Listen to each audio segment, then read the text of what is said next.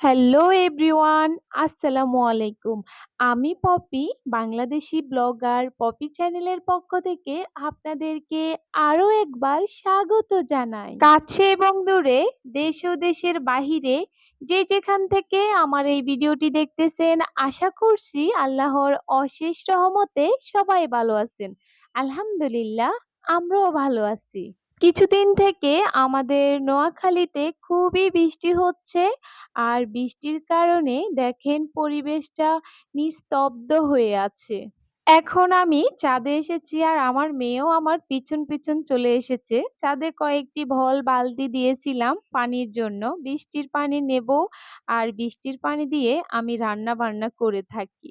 আমার এই ভিডিওটি যদি আপনাদের কাছে ভালো লেগে থাকে, প্লিজ ভিডিওতে একটি লাইক দিয়ে দিবেন।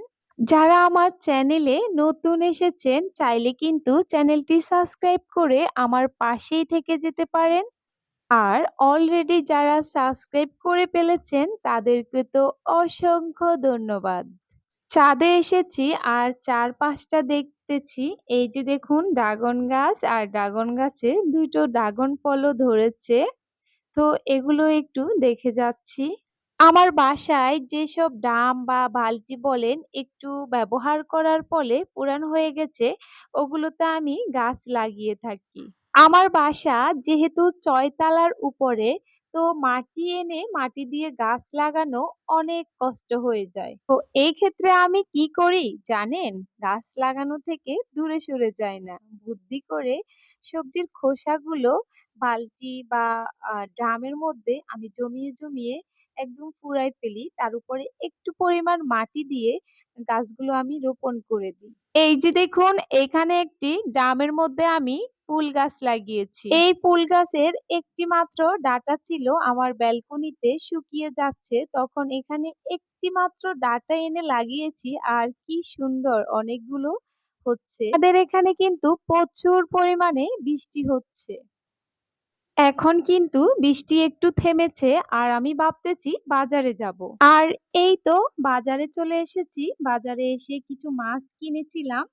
বৃষ্টির কারণে কিন্তু চারপাশে অনেক পানি জমে গেছে। জানি না আল্লাহ কি করে। আর বাজার থেকে আমি কিছু মাছ কিনে নিয়ে এসেছিলাম। মাছগুলো আমি ভালো করে কেটে ধুয়ে নেব।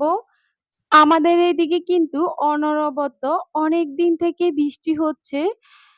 সবাই আমাদের জন্য দোয়া করবেন। বোধহয় বন্যা উঠে যাবে এইবার।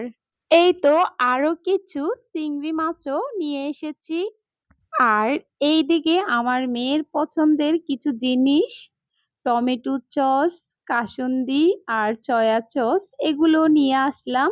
আমি চাই ওদেরকে ঘরেই কিছু তৈরি করে দিই, বাইরের খাবারটা একটু কম দিতে। বাইরের খাবার আমি এমনিতেই ওদেরকে একটু কমই খাওয়াই। তো আজকের মতো এ পর্যন্তই। সবাই ভালো থাকবেন, সুস্থ থাকবেন, নিরাপদে থাকবেন। আর আমাদের জন্য একটু দোয়া করবেন। আল্লাহ হাফেজ। আসসালামু আলাইকুম।